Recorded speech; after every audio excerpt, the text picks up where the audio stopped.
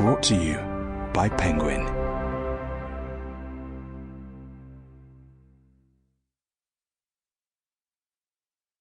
Keep Him Close, written by Emily Koch and read by Deryn Edwards.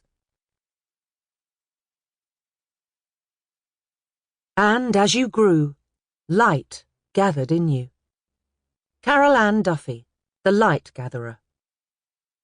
Never, never, never, never, never. William Shakespeare. King Lear, Act 5, Scene 3. It should have been louder. He would think later about all the other people, only metres away, who must have heard it.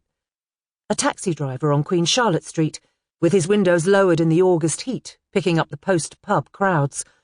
A pot washer from the Italian in Welshback, tossing rubbish bags out of the kitchen glow and into the dark. A double bassist with the blues band playing at the Old Duke, packing the boot of his battered Skoda.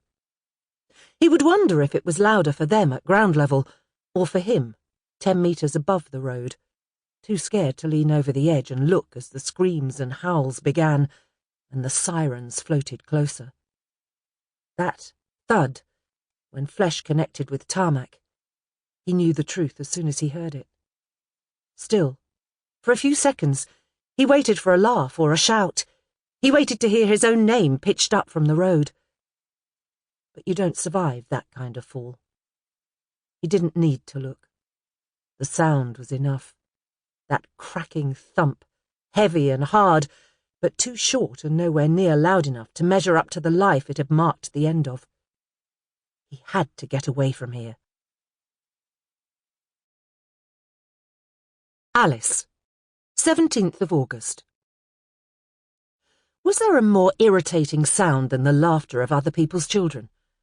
In the impossible heat of the loft, Alice had considered for a moment opening the skylight. But that would make the din louder. They were probably on their scooters. Thank God those hadn't been around when her boys were small, flying down the alleyway that linked Alice's road to the allotments butting up against the bottom of her neighbours' gardens.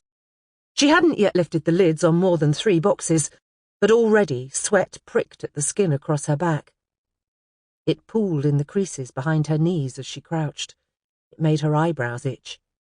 She carefully untied her hair and plaited it again, sweeping the stray strands from her face, splitting its bulk into 3 precise sections and lifting the weight of it off the back of her neck. This room was an oven. But she would not open that window and intensify all those whoops and shrieks and giggles, or, God forbid, the parents' laughter. That was always somehow worse, though she couldn't decide whether it was a mother's glee or a father's that repelled her more. She looked up at the neat rows of boxes stacked on the shelves, scanning the typed labels.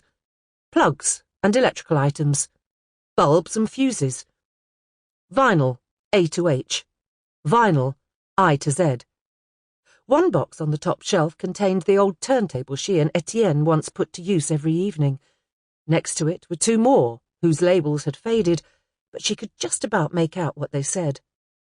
Board games and Christmas decorations. Neither had been touched in years. She pulled one marked B and L, March 2006 to September 2010, onto the floor and lifted its lid before leafing through exercise books and school reports. This wasn't what she was looking for. "What are you doing?" Lou's deep voice behind her made her jump, and she slammed the lid down, creating a cloud of dust. "Where did you spring from?" She coughed, turning to face her younger son. He sat on the edge of the loft hatch, legs dangling over the ladder. How long had he been watching her? She caught a glimpse of something in his eyes, something she could not quite identify. It was quickly replaced with a grin and the mocking arch of his eyebrows. "Got something to hide?" She stood, reaching a hand out to the slanting beam above her head. "The answer's no, Lou." The grin disappeared. She had correctly deduced why he had sought her out. It wasn't to see what she was doing. "As in, no, you haven't got anything to hide?" She pressed her fingers harder against the warm wood of the beam. Lou pushed himself up from the hatch and shifted his attention to the light cord, plucking at it repeatedly to switch the bare bulb on and off, on and off. Keeping her eyes on him, Alice listened to more children racing through the alleyway. Surely it was past. Sample complete. Ready to continue?